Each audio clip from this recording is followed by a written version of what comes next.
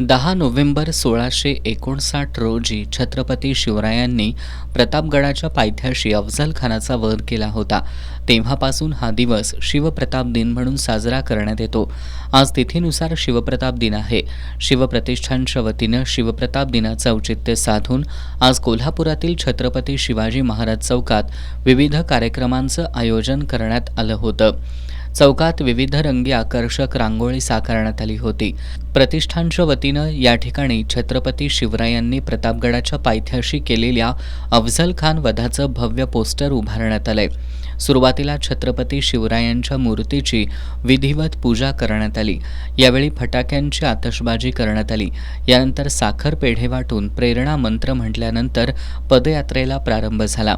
या पदयात्रेसाठी 100हून अधिक धारकरी सहभागी झाले होते. यामध्ये वाद्य पथकासह ध्वजधारी शस्त्र पथक होतं.